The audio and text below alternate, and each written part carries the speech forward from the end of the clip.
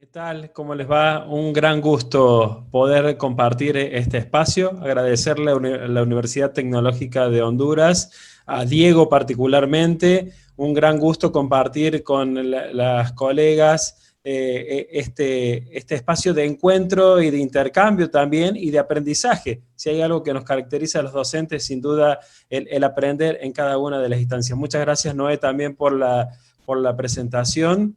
Y la idea va a ser complementar la excelente presentación de Cecilia, este contexto, este marco que se presentó, y pensando puntualmente en nuestro rol docente. Uno como docente y como directivo se ha visto muy desafiado en este tiempo, y la intención es pensar juntos y compartir algunas reflexiones. Voy a empezar a compartir la pantalla. Ustedes me dicen si allí se ve. Se tendría que estar viendo, si no hay inconveniente.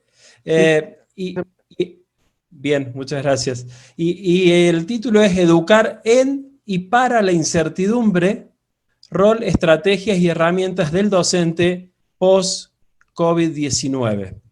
Vamos a ir abordando esos temas: educar en la incertidumbre, educar para la incertidumbre, aunque parezca llamativo, y cuál es nuestro rol, qué estrategias podemos llegar a tener y qué herramientas podemos llegar a usar, con la aclaración primera, y que seguramente la voy a hacer en distintos momentos, que estas son orientaciones, sugerencias, consejos, no son recetas cerradas, ni mucho menos lo que hay que hacer.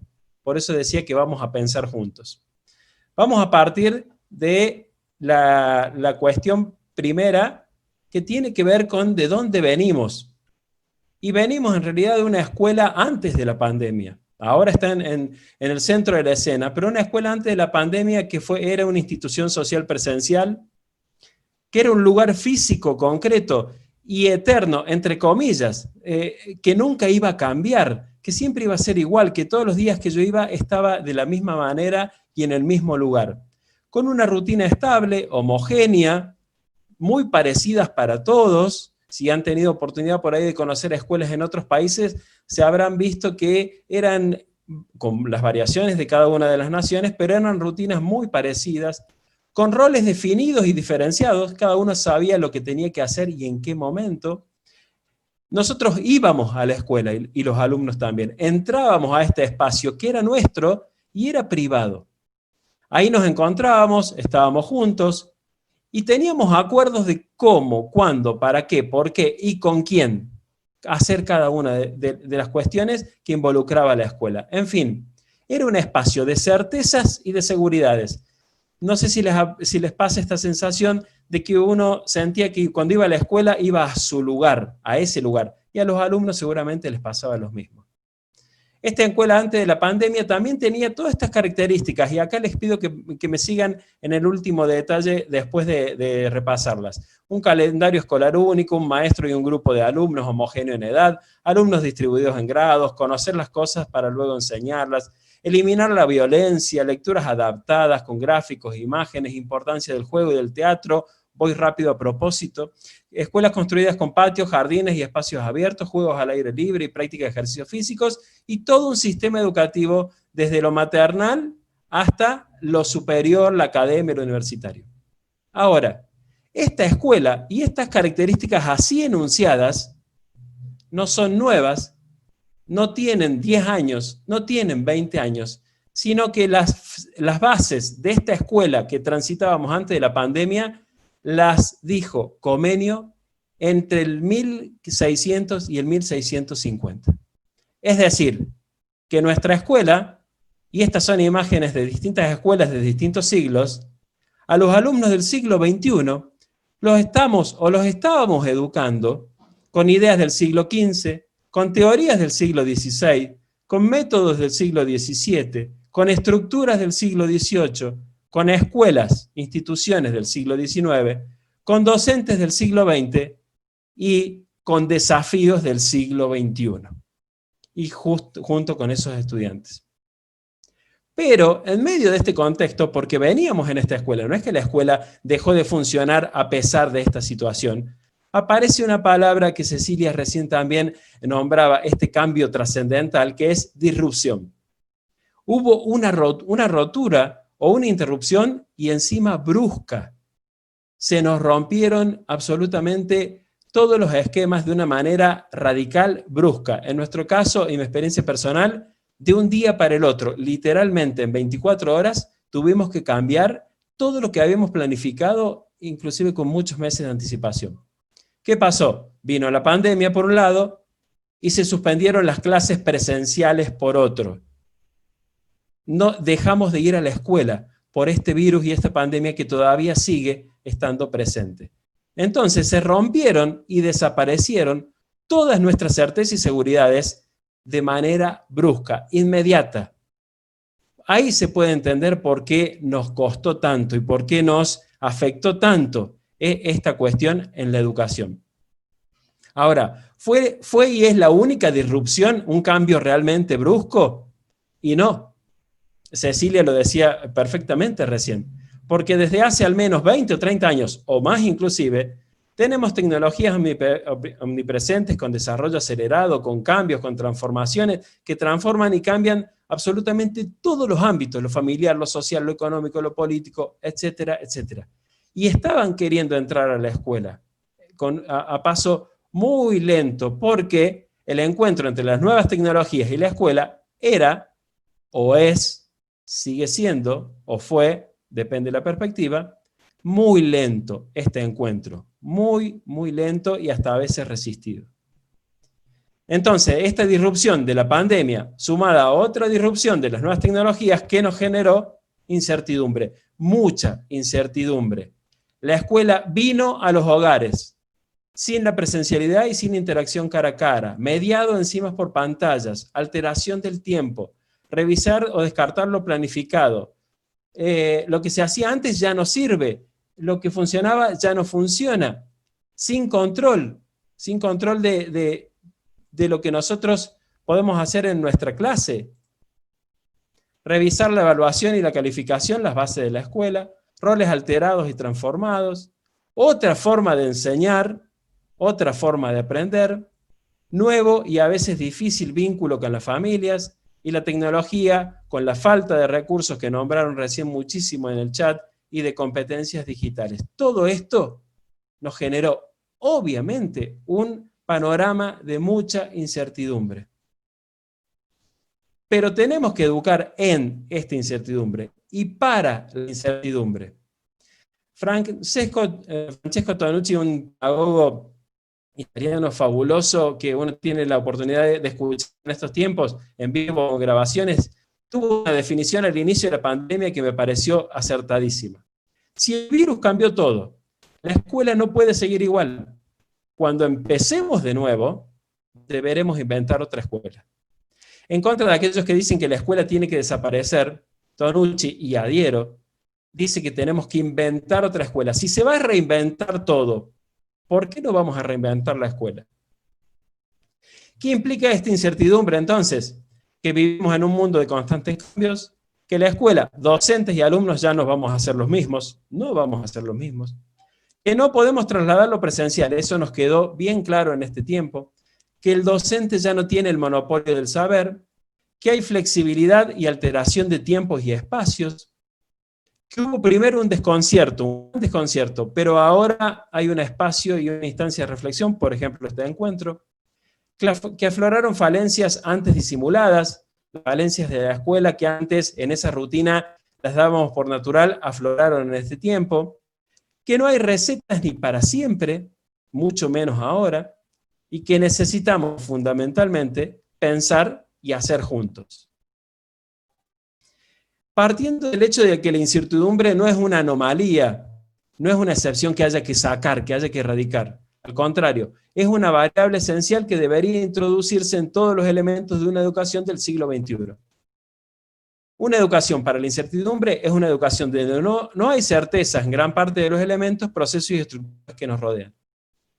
Dicho de manera concreta, si estamos educando en un contexto de incertidumbre, no podemos pretender que nuestro contexto de educación no sea de incertidumbre. Lo va a ser. Y nuestros alumnos y futuros adultos y profesionales hay que prepararlos para este contexto de incertidumbre, porque el mundo cambió. Esto lo dijo José Luis Coronado, un licenciado en Filosofía Española, y el dato es que lo dijo en 2013, no lo dijo en el contexto de la pandemia. Durante la pandemia en dos imágenes, como para ir resumiendo. Si me preguntaba, bueno, ¿qué pasó con la escuela en este tiempo? Y hay una imagen que es esta, que si la alcanzan a ver o no, la describimos, es una maratón, y la otra es un bebé caminando en un camino largo, bien largo, y hasta inclusive con piedras, y hasta inclusive si uno se acerca, está descalzo. ¿Por qué estas dos imágenes juntas? Porque en este tiempo empezamos a correr una maratón, sin quererla ni buscarla, nos empujaron a la maratón, y sumado a que recién estábamos aprendiendo a caminar, especialmente en la cuestión de las tecnologías. Entonces, estamos en medio de una carrera que no quisimos correr, pero que tenemos que correr y de la cual tenemos que sacar el mayor beneficio posible, pero antes también tenemos que aprender a caminar. Y en esta maratón, en esta pandemia, desafiada, amenazada, interpelada, cuestionada y hasta desconcertada, la escuela, esta es una certeza que sí se mantuvo, se sostuvo. Esta escuela sigue en pie, sigue vigente, no en las paredes, sino en cada uno de nosotros. A pesar de que 850 millones de alumnos en el mundo dejan de ir a la escuela. 850 millones de alumnos. Un cambio radical, mundial y completo. Tenemos 5 evidencias entonces en este proceso. Los docentes y la familia estamos siendo el sostén principal de esta escuela. Antes eran los ladrillos y las paredes y los cimientos, ahora somos nosotros. La escuela, si hay algo que quedó en evidencia, es que es igual a vínculo. Después viene todo el resto, pero el vínculo está allí primero. Quedó en evidencia que hacen falta muchos mayores recursos y distribución equitativa, muy en evidencia. Quedó en evidencia que hay que pensar el rol, las estrategias y las herramientas de maestros y profesores. Y también que la tecnología tiene que pasar de ser una intrusa, esa que a veces se metía en la escuela o a veces se nos metía en la escuela, a ser una aliada, alguien con quien trabajemos y compartamos el desafío de educar en estos tiempos. ¿Qué pasa con el docente? Y vuelvo a esta idea. Son orientaciones, pero nunca recetas ni lo que hay que hacer. ¿Qué pasa con nosotros en este tiempo? Bueno, en cuanto a los roles y a las estrategias de este docente, la primera es que vamos a pasar, o deberíamos pasar, de emisor de información a facilitador de conocimiento.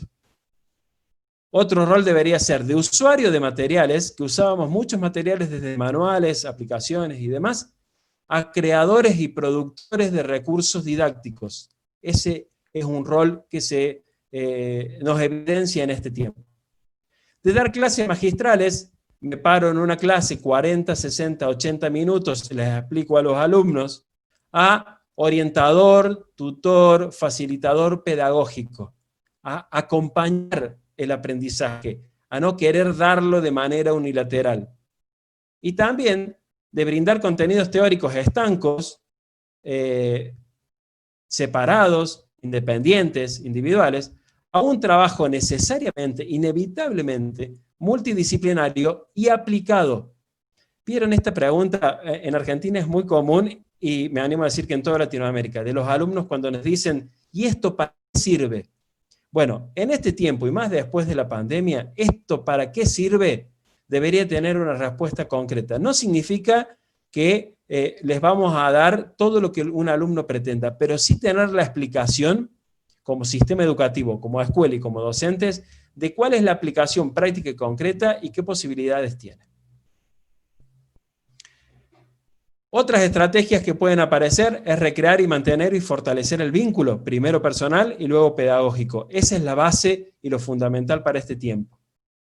Planificar la transición de esta educación de emergencia, estamos en una situación de emergencia, estamos viendo qué podemos hacer, a una educación mediada siempre por tecnología y planificada. Planificarlo, pensarlo, y como decía Cecilia, esto no es de hoy para mañana, esto tiene que ser un proceso. Este año, viendo que el virus por allí se puede resistir un poco a querer irse, o puede aparecer otro u otra situación similar a nivel mundial, debemos ya estar preparados y alertados y planificados. Pasar del lo sé todo y te lo enseño a lo aprendamos juntos.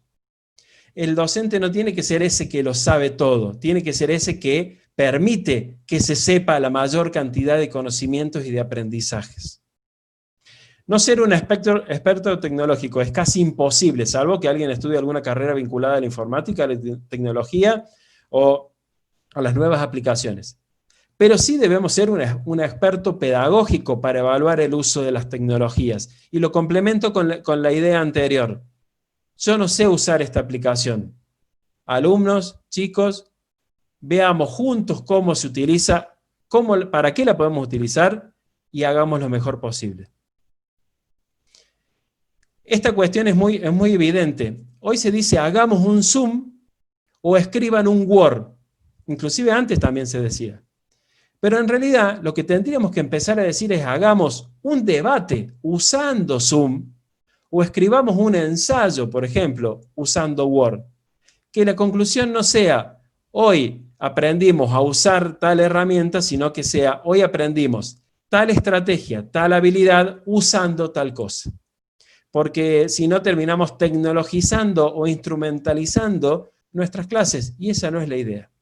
Porque mañana Zoom desaparece y perdí un conocimiento. Ahora, si Zoom desaparece y yo enseñé a hacer debates en realidad, por más que sea Zoom, Meet, Jitsi o la que fuera, o WhatsApp, yo sigo haciendo un debate y la habilidad la tengo. Repensar las tecnologías para usos alternativos y significativos para el contexto de cada docente, de cada alumno y de cada escuela. Vieron que por ahí los docentes decimos, bueno, esta aplicación a mí me sirvió de manera fabulosa, pero con mis alumnos, en mi escuela y en mi contexto. Quizás en un mismo grado, en un mismo curso, no tiene la misma repercusión. Entonces, evaluarla y repensarlas en contextos aplicados y situados. Aprender, inevitablemente, como docentes, todo docente que quiere enseñar tiene que aprender, decía Paulo Freire. Seleccionar qué, de acuerdo a mis inquietudes, qué quiero aprender. Esta capacitación me sirve, no me sirve, escucho a este autor, me sirve, no me sirve. ¿Cuándo? No puede ser de un día para el otro. ¿Y para qué? ¿Dónde lo voy a aplicar? ¿Qué necesito hacer con esto? O la pregunta inversa, sé usar esto, ¿para qué lo puedo aplicar? Menos es más, quedó en evidencia y en algunos casos, en algunos países con directivas específicas de políticas educativas. Se decía, prioricen contenidos. Priorizar y profundizar. Y eso quizás no sirva para explicarle al alumno cuál es el sentido y para qué le sirve ese conocimiento. Dar la clase en sentido tradicional ya no es posible. Y ese dar la clase, yo me lo imagino, el docente que llegaba todos los años de la misma manera, se paraba de la misma manera, hablaba de la misma manera, explicaba lo mismo, con las mismas fichas, y esperaba la misma reacción de los docentes y de los alumnos, perdón, y luego se iba. Ese dar la clase ya no es posible, no solo porque no podemos ir a la escuela, sino porque el mundo y las tecnologías nos invitan o nos interpelan en otro sentido.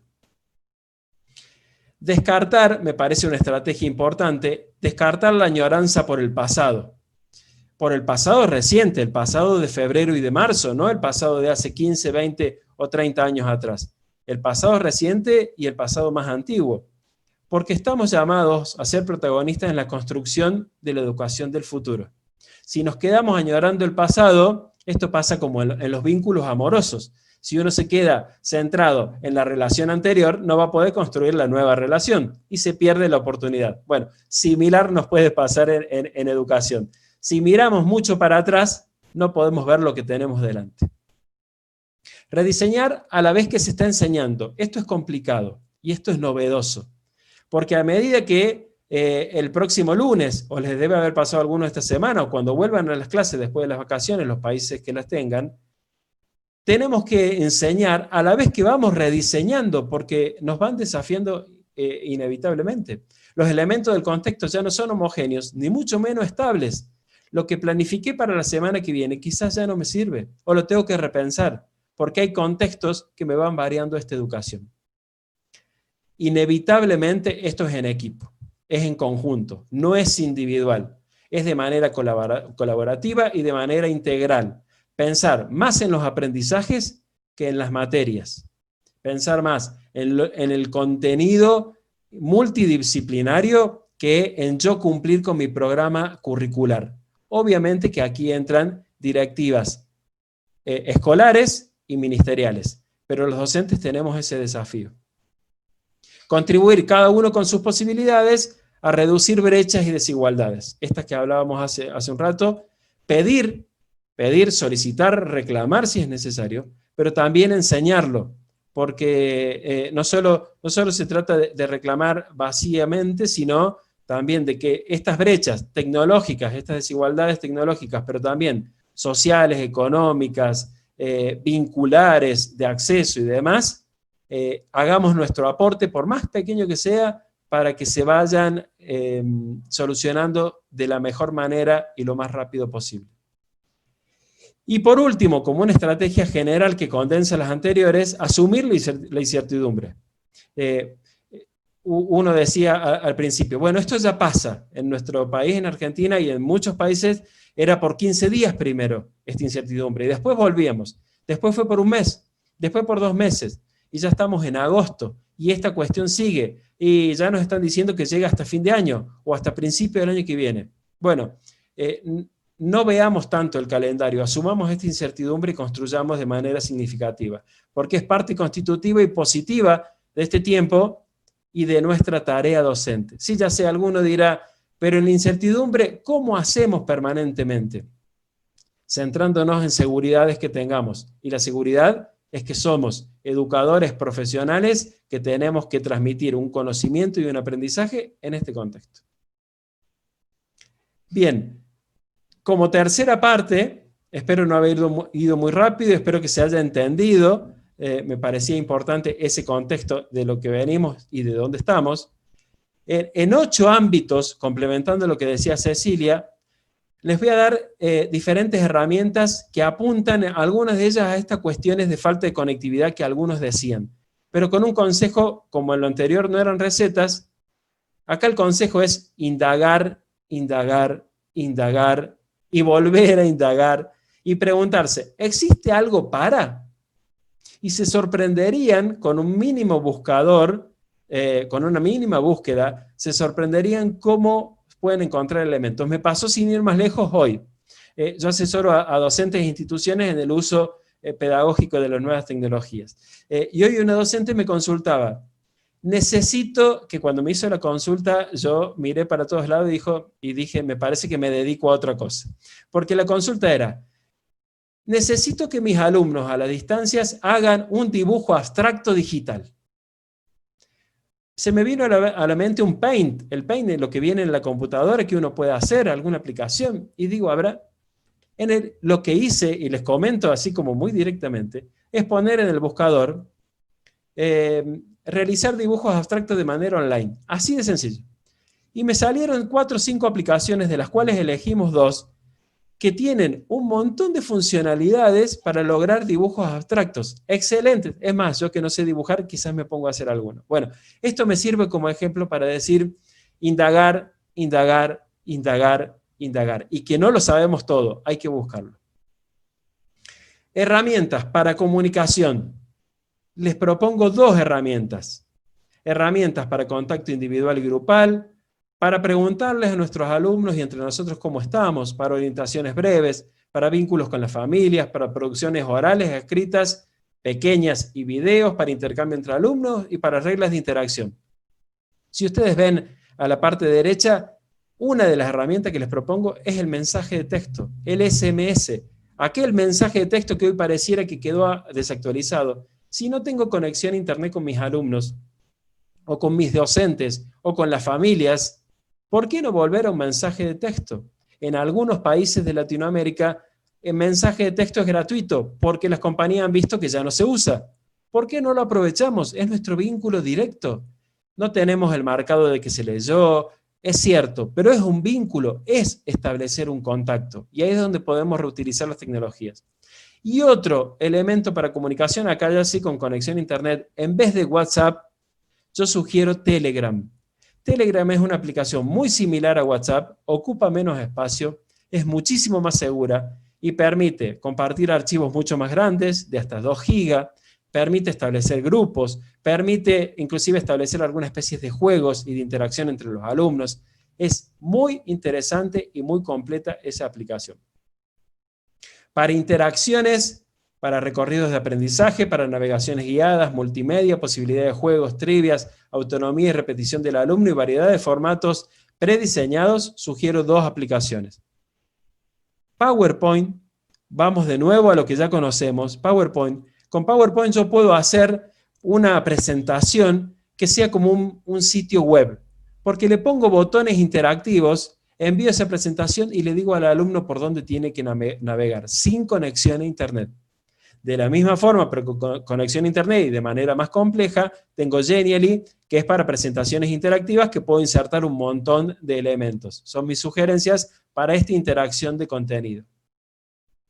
Para conexión por video, para el encuentro cara a cara, el espacio cerrado y propio, para explicaciones breves y concretas, yo sugiero no más de 20 o 30 minutos, lo más periódico que se pueda, y para dosificar la información, Jitsi Meet como aplicación para videollamada, porque es de código abierto, porque es gratuita, porque permite muchos participantes, permite vincularla a YouTube, porque es una alternativa muy interesante, uno puede tener el control de la clase, se puede programar y demás. Y YouTube para videos grabados, yo armo un canal, pongo el video como oculto o como no listado, y le comparto a mis alumnos ese video con la clase de 8 o 10 minutos, por ejemplo, sobre distintos temas. Para relevamientos, ¿cómo hago para recabar información de los alumnos sobre contexto, aprendizaje, dudas, sensaciones para los alumnos o las familias, para sistematizar la consulta y el registro, para análisis individual y grupal, y para definir tiempos e intenciones y no saturar con esto? Google Forms, que es una aplicación que nos permite armar formularios de manera online y se los puedo mandar a los alumnos y me genera estadísticas automáticamente. Y también Word, volvemos a lo sin conexión. Word tiene una aplicación y plantillas predefinidas de formularios que cuando yo las envío, inclusive como PDF, me sirve para que el alumno lo complete y me mande ese formulario rellenado. Para espacios virtuales, sugiero como aula virtual Edmodo. Edmodo, a diferencia de otras aplicaciones como Google Classroom y demás, tiene un formato mucho más específico para clases, me permite llevar las calificaciones, pero también tiene una interfaz muy similar a una red social y me permite crear comunidad. Los padres pueden ingresar a este sitio con un código, ver lo que hacen los alumnos tienen su seguimiento y demás. Es un espacio de referencia y de encuentro. Y también como espacio virtual, Google Drive como repositorio para poner ahí archivos y compartirlos con los alumnos. Para gamificación, para el juego, para enseñar a través del juego, creatividad, imaginación, razonamiento lógico, protagonismo del alumno y mayor predisposición, una forma lúdica de aprender, descubrir, probar, y también para compartir fuera de la escuela estas cuestiones, 2 aplicaciones en cada uno de estos ámbitos. La aclaración es que hay muchísimas, son solo sugerencias. Una es Mobite, tengo el gusto de conocer y de que esté en mi misma provincia, en Córdoba, Argentina, los desarrolladores de este juego que tiene trascendencia en toda Latinoamérica y que permite de manera muy sencilla crear trivias, cuestionarios, juegos de la OCA, etcétera, que se pueden compartir con los alumnos. Y Cerebrity, que es una aplicación española que tiene una enorme variedad de juegos que se pueden compartir y también se puede crear. Para el trabajo colaborativo, 2 aplicaciones que son una especie de pizarra. Recién Cecilia colaborativamente compartió un Padlet. Esa aplicación nos permite que los alumnos o que nosotros mismos vayamos colaborando sin registrarnos y poder construir colaborativamente un producto final de manera sincrónica o asincrónica, y se potencia el aporte individual, igual que Jamboard. Jamboard es una aplicación de Google que es una pizarra interactiva, ni más ni menos, que tiene tipo stickers que uno va poniendo y va haciendo sus diferentes aportes para construir entre todos, por ejemplo, un pensamiento, una reflexión o diferentes conclusiones. Y por último, para la evaluación, hablando de evaluación no de calificación, sino de evaluación formativa, cualitativa, de proceso, con el registro centralizado de trayectorias, con el seguimiento individual y grupal, con estadísticas, con métricas, con espacios diferenciados para el docente y para los estudiantes. Sugiero 2, eRúbrica es un sitio español que tiene un montón de rúbricas ya predefinidas que yo puedo ir marcando y seleccionando, puedo armar mi espacio y puedo crear mis propias rúbricas también y compartirlas con los alumnos e irlas completando para que ellos las vean. Y también Evaluados. Evaluados es una aplicación que me permite crear cuestionarios o encuestas a los alumnos y las estadísticas propias las tengo en mi sitio. Para los alumnos es desde el teléfono celular, para los docentes es desde la página web. Solo consejos, solo recomendaciones, sin duda hay un montón más y obviamente después le vamos a hacer llegar estas recomendaciones por si les sirven o por si no conocían algunas de estas herramientas. Finalizando, ya para cerrar esta exposición, volviéndoles a agradecer sinceramente la presencia y este encuentro. Es un verdadero honor y mucha emoción poder compartir con ustedes este espacio y valoro mucho siempre de todos los docentes el hecho de que nos querramos formar, capacitar y seguir aprendiendo y entre todos. Y antes de la charla decíamos, estamos extrañando mucho estos espacios de encuentro entre docentes, en los pasillos, en los ingresos a las escuelas, en los cruces de aulas, en la sala de maestros y profesores. Bueno, estos encuentros virtuales nos ayudan un poco a suplir esa falencia que lamentablemente hoy no podemos llegar a tener. Una frase de Paulo Freire, este pedagogo latinoamericano brasileño que nos dejó muchísimas enseñanzas y en realidad es un compendio de frases. Enseñar exige saber escuchar. Es necesario desarrollar una pedagogía de la pregunta. Todos nosotros, todos, absolutamente todos sabemos algo, pero todos nosotros, todos absolutamente ignoramos algo. Por eso aprendemos siempre. Enseñar no es transferir conocimiento, sino crear las posibilidades para su propia producción o construcción. Y si esa construcción es de los alumnos, tarea cumplida. Cuanto más pienso en la práctica educativa y reconozco la responsabilidad que ella nos exige, más me convenzo de nuestro deber de luchar para que nuestra tarea docente sea realmente respetada. La educación no cambia el mundo, cambia a las personas que van a cambiar el mundo o van a hacer de este mundo algo distinto. Un deseo final, que de esta pandemia podamos salir fortalecidos física, mental y pedagógicamente, cada uno de nosotros, docentes, familias, alumnos, directivos, autoridades, ministerios, etcétera, y cada uno cumpliendo nuestro rol y nuestro desafío donde nos toque y de la manera que debamos hacerlo. Y una frase final. No se trata de esperar que la tormenta pase, sino de aprender a bailar bajo la lluvia. O tomando la metáfora de la maratón, no se trata de esperar que no nos hagan correr la maratón. Se trata de transitarla con la mayor alegría posible. Les agradezco muchísimo este tiempo, muchísima la atención y de nuevo a la Universidad Tecnológica de Honduras, un agradecimiento enorme por esta oportunidad de sentirme honrado de poder compartir con todos ustedes educadores de Latinoamérica, estas recomendaciones y orientaciones y seguir pensando juntos la educación en este tiempo de incertidumbre y de pandemia. Muchísimas gracias. Muchas gracias, Pedro, excelente. Ahora pasamos con José Cabrera, que va a hacer la lectura de las preguntas.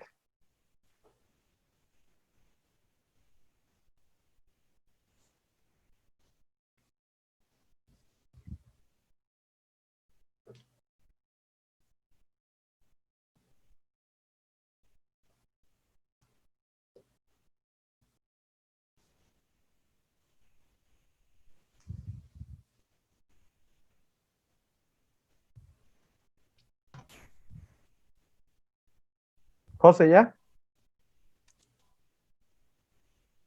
Permítame. Gracias. ¿Me escuchan? Perfecto. Sí, se me estaba... Ok, gracias a todos los que nos están, a nuestros audioscuchas en YouTube Live. Pues vamos aquí con Ondina Tábora. Nos comenta cómo hacer con las limitaciones tecnológicas, que en el caso de nuestros alumnos es muy extrema. cuando hoy en día el único medio de educación es virtual debido a esta pandemia. La pregunta en sí, ¿cómo hacer con las limitaciones tecnológicas?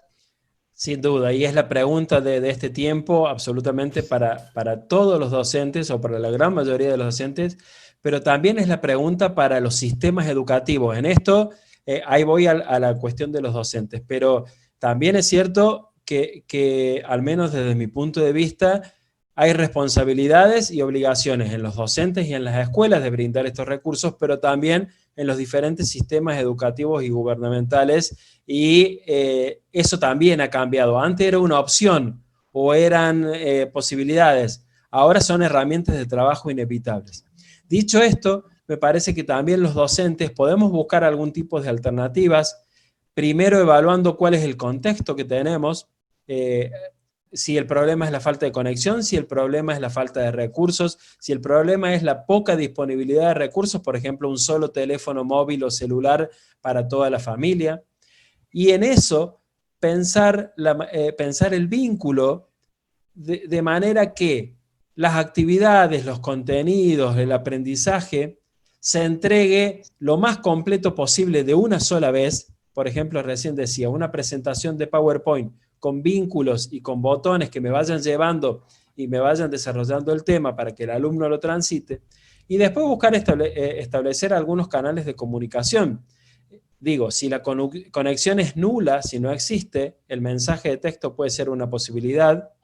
También es cierto, no es lo ideal, pero también pero ha ocurrido. Quizás allí la cuestión presencial en algún tiempo periódico también me ayuda. En algunos países, y seguramente en muchos de los nuestros, se han entregado cuadernos impresos o cuadernillos, y eso es lo que nos ha permitido también transitar este tipo de educación. Entonces, a partir de evaluar este contexto, lograr llegar primero con el vínculo y después proponer actividades de aprendizaje. Y en ese punto vuelvo a la idea de menos es más.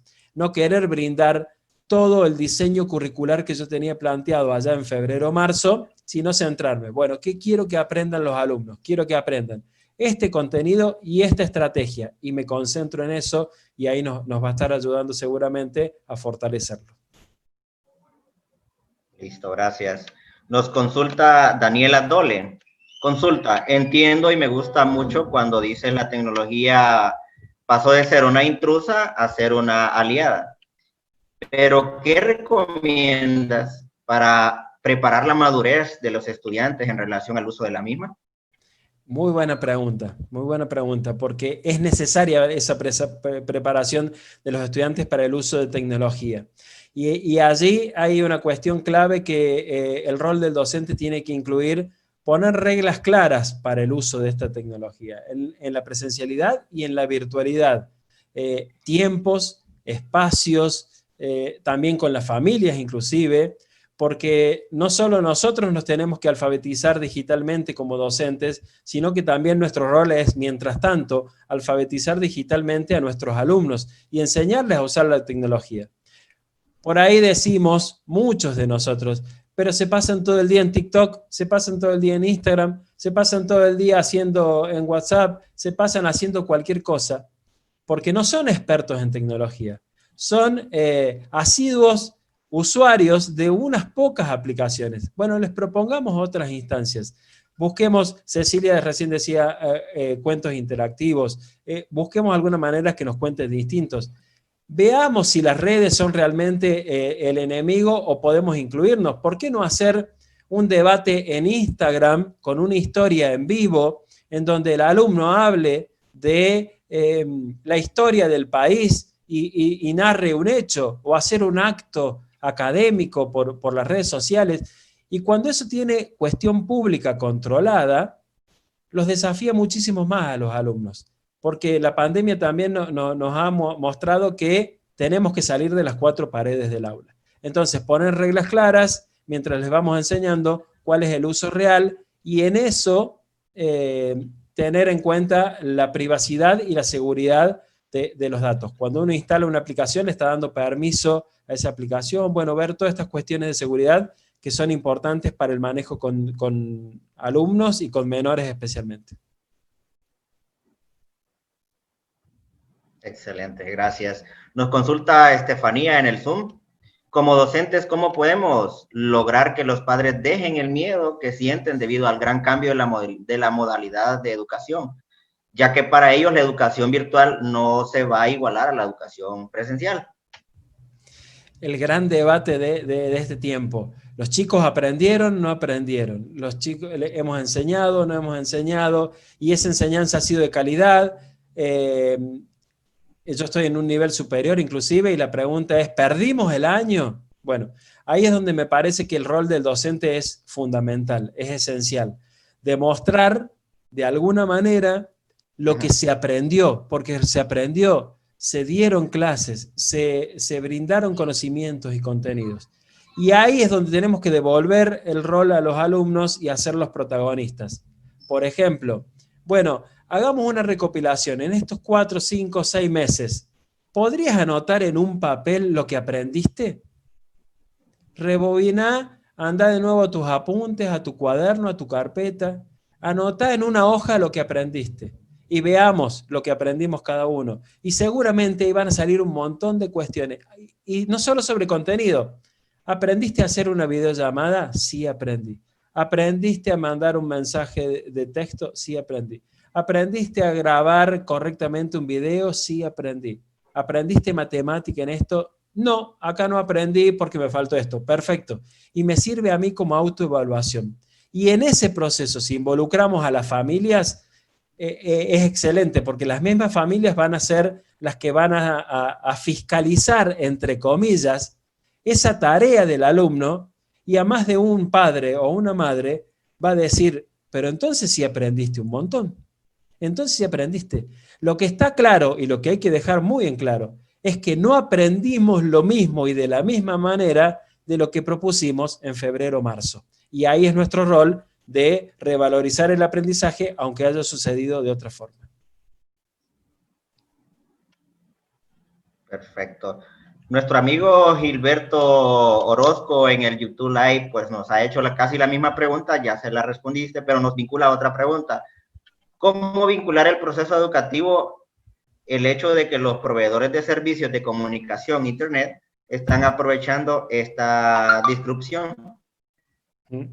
Bueno, ahí desconozco la cuestión técnica en cada uno de los países, particularmente en Argentina se ha dado vía libre con los datos de los teléfonos celulares, con el consumo de Internet para aplicaciones oficiales o educativas o terminadas en edu.edu. Y ahí es donde vuelvo a la tarea ministerial o de autoridades.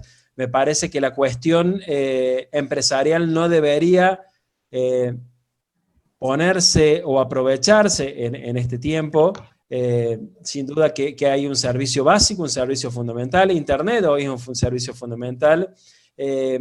Y buscar como complemento de esto, mientras se solicita que haya alguna liberación de estas conexiones, buscar aquellas aplicaciones que consumen menos o que no consumen o que se pueden utilizar offline o sin conexión, que el alumno la tenga que descargar, pero solamente eso y no tenga que interactuar permanentemente, que si tengo que enviarle un video, lo envíe de baja calidad para que pueda escuchar, pero no tenga que consumir tantos datos. Tener en cuenta esas cuestiones para ayudarnos entre todos en el mientras tanto. Excelente, muy bien. Y más que todo una pequeña palabra que nos da Vanessa Hueso, excelentes ideas para hacer de nuestras clases virtuales más dinámicas e interactivas. Creo que la creatividad del docente puede verse reflejada en el aula física como virtual. Esta es una lista de cotejos para autoevaluación. Muy bien, Vanessa, gracias. Exactamente. Bueno, me alegro muchísimo por ese comentario y es así. Los mismos desafíos que teníamos en la presencialidad de renovar la educación siguen estando potenciados por esta incertidumbre, por un contexto netamente virtual y digital, pero también con la posibilidad de ser nosotros los protagonistas, de poner en el centro de la escena a la educación, al aprendizaje y a la formación de futuras generaciones que puedan enfrentar estos problemas, que ojalá sea el último, pero quizás van a venir similares, que puedan enfrentar estos problemas de la mejor manera posible y con la mayor cantidad de conocimiento. Así que agradecido a todos por las reflexiones que que pudieron compartir a raíz de esta presentación.